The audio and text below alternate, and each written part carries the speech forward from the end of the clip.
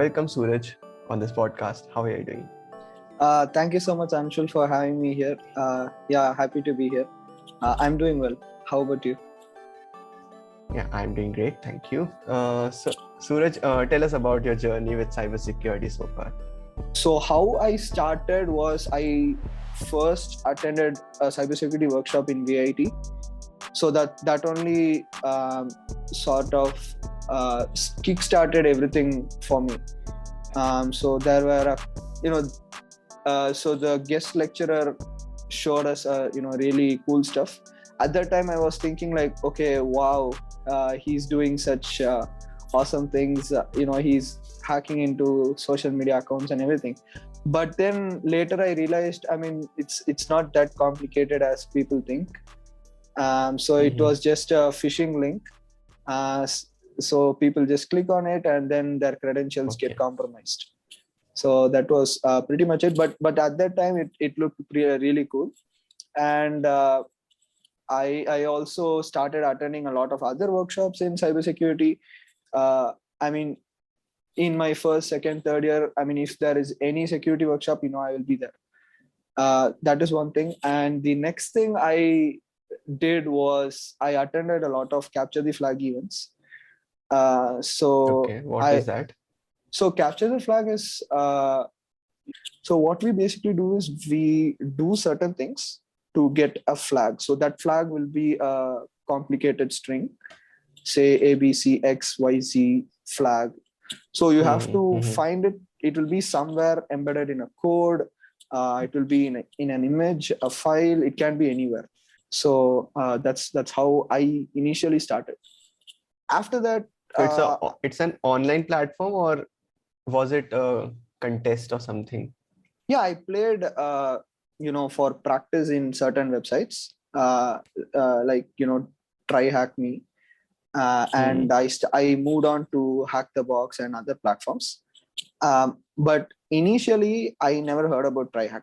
So all the things that I did was using the Capture the Flag events. So a lot of clubs and chapters also conduct Capture the Flag in VIT. So probably in your college, you can join such Capture the Flag events. I'll also tell you an interesting thing, right? So a lot of top companies that recruit these security researchers or pen testers, they will.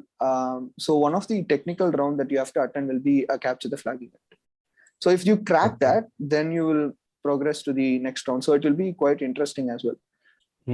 Tell us about the communities. Which communities you would suggest to join? Okay, so currently I'm actively participating in a community called Null. So Null is an open security community. It's a non-profit organization. It is there in almost all cities in India, metropolitan cities in India. It also has chapters in Singapore, Dubai, Doha, Kabul, Amsterdam, etc. Right? So it's basically an international community. So you have like really competent professionals in the community where you can seek guidance. And there is also, they will also guide you with your resume and stuff. So there is something or the other going on in the community, right? So basically what we do is we share our knowledge, whatever we know, and make sure to attend security conferences. So if there are, I know as a student, you are probably on a budget. That might be a bit difficult for you because most of the top conferences, say DEF CON or Black Hat, those are mostly sponsored by the company for you. So, even in those scenarios, only certain, job designations will be allowed to go for free. So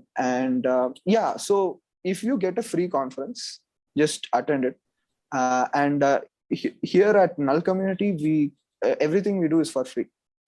So you can attend it. Right. After that, what I did was I started applying for internships just in my first year. I just wanted to explore what my interest is in. So my first internship was in software testing. So I was pretty sure I want to do some kind of testing, right? So let me do this test, that test, and see what kind of results I get. So I got some exposure for about a month in my first year. I mean, just getting an internship after your first year is quite challenging. So not many companies might accept you, but you just say that I'm here for the experience. You don't have to pay me or anything. But if you are competent enough, there would be companies who are willing to pay you, because these days companies are more open about what you can bring on the table rather than what your credentials are. So it does not matter which university you're from, but it does matter what you know and how you can contribute to the company.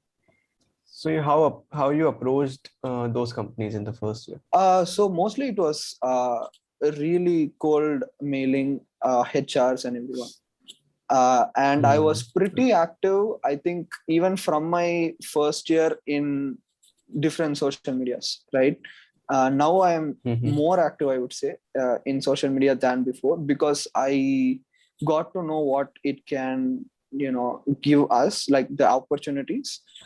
And LinkedIn and Twitter, especially for security professionals, is one of the best. And Clubhouse is a recent one where we have been, talking about a lot of security related stuff, not pertaining to one topic, a wide variety of topics. And as a matter of fact, a lot of recruiters have also been using Clubhouse for recruiting potential candidates, So try Clubhouse as well. And another social media I would say is Reddit. This is where a lot of discussions, actual hardcore discussions happen.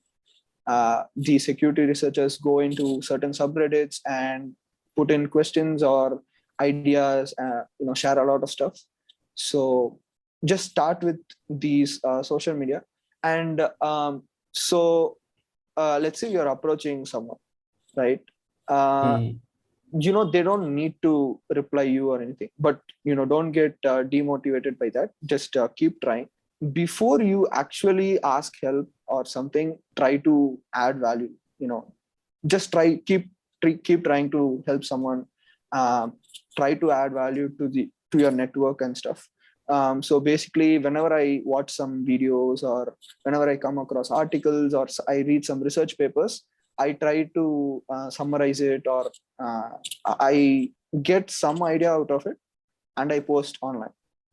So basically, you're adding value to your network on LinkedIn or Twitter or something like that. So if you do that, people will start recognizing, they will see that, okay, Anshul or Sooraj has been posting a lot and I think his content is great. Maybe we should offer him an internship. Right? But if you're not doing anything, it just zeroes down your chances. So keep trying all the means. And if you're applying for internships, LinkedIn, Indeed, Glassdoor are good ones. And Naukri also is pretty good. So even recently, I have been hearing from a couple of my friends who got Naukri Premium. They said they have been getting a lot of calls in Naukri. So you could try that as well.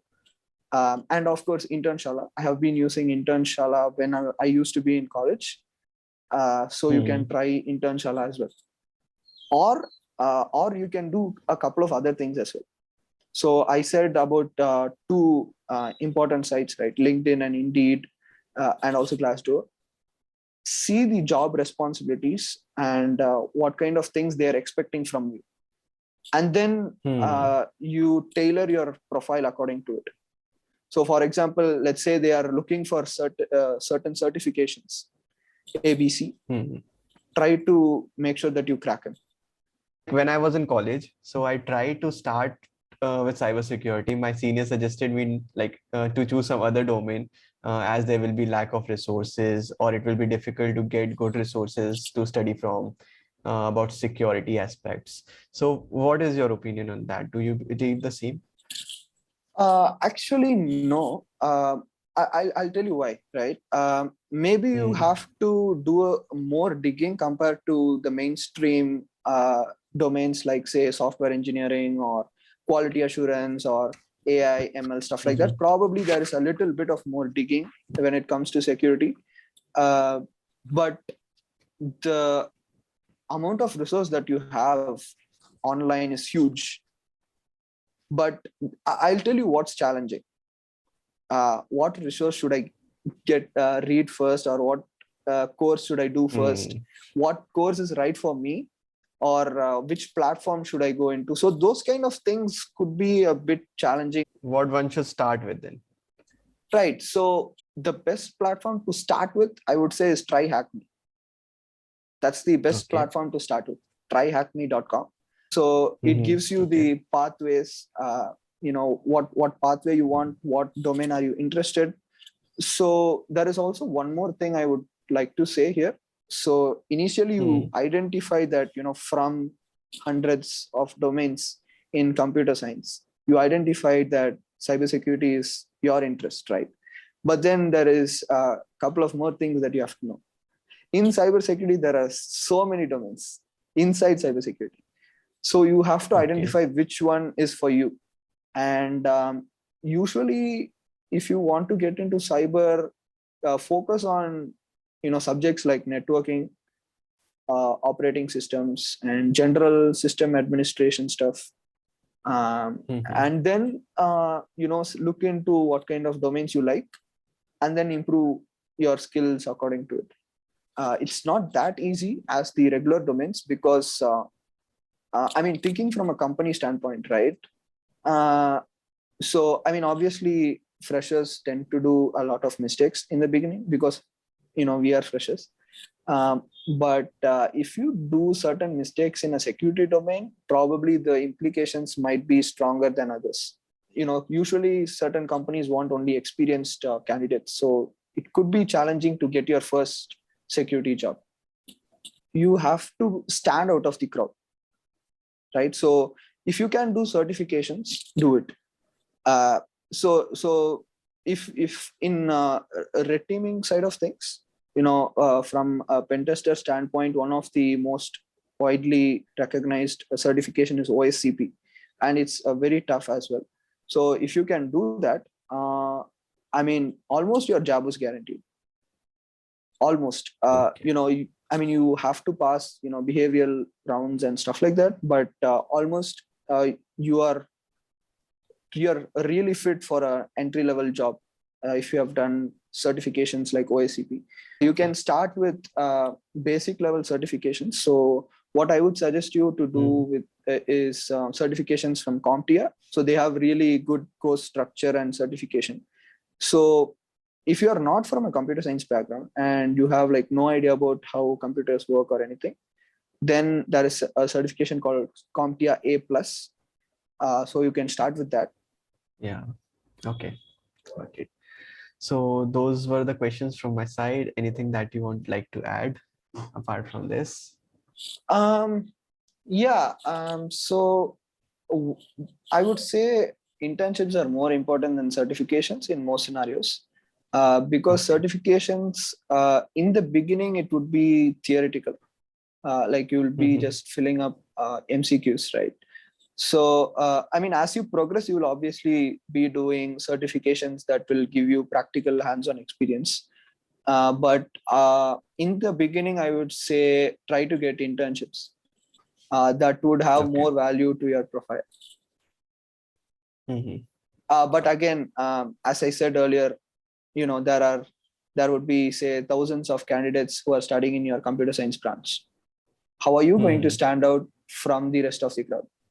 So for that, if you have certifications or you have done certain really good courses. So for example, I think I did, Stanford cryptography course and stuff like that. So maybe that would have added value to my profile. So you have to show something that you have, so they want to recruit you. One more suggestion I would give you is join a security community as soon as possible. So I joined a security community late, just after, during-ish my college.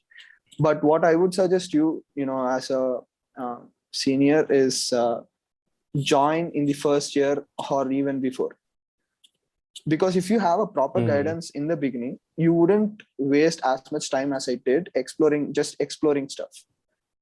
people who have also asked me that, is there anything that is not really technology oriented, or that's, I should really, I don't want to learn coding, but I want to get into cybersecurity and stuff like that. So, there are other domains as well. So for example, there is GRC. So GRC is governance, risk, and compliance. So that domain is also really booming.